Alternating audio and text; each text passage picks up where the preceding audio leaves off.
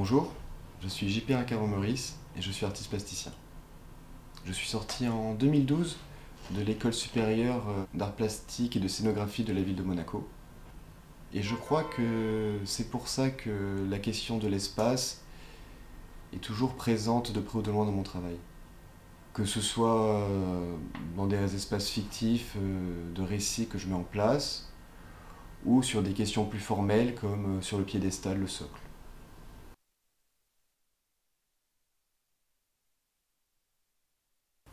Dans ce récent travail, je tente de réduire les éléments constitutifs de la vanité à leur plus simple expression. En tout cas, mon moteur premier, la problématique première, c'était tout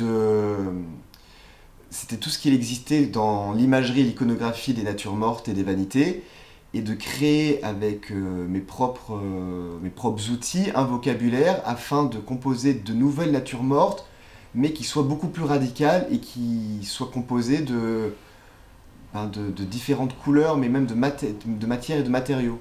Avec toujours l'idée qui est intrinsèque à la nature morte, en l'occurrence la fuite du temps, la disparition de l'homme, enfin de nous quoi. Et c'est pour ça que ces têtes, pour moi, elles apparaissent, ou en tout cas elles symbolisent la tête de mort, même si elles n'ont rien de la tête de mort. Mais c'est un objet que j'ai façonné de mes mains, et puis elles sont toujours mises en rapport de près ou de loin avec le spectateur qui leur fait front.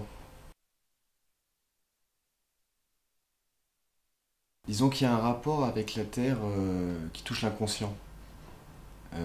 Normalement, j'essaie de contrôler au maximum ce qui m'entoure, l'environnement qui m'entoure, et avec la Terre, j'ai justement une résistance. Elle m'impose aussi un rythme, et autant elle me laisse une certaine liberté qu'elle elle me tient tête.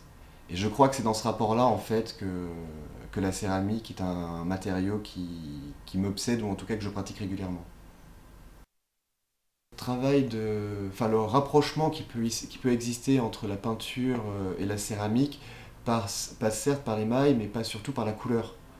Et par après des textures, comme des dégoulinures, comme des épaisseurs, comme des craquelures, des choses qui sont abruptes sous le toucher du doigt, ou alors très justement lisses et douces. Il y a aussi des matités, des brillances. La peinture, c'est sur une surface, tandis que l'émail et la couleur, en tout cas en céramique, elle est sur un volume, sur quelque chose qui habite l'espace.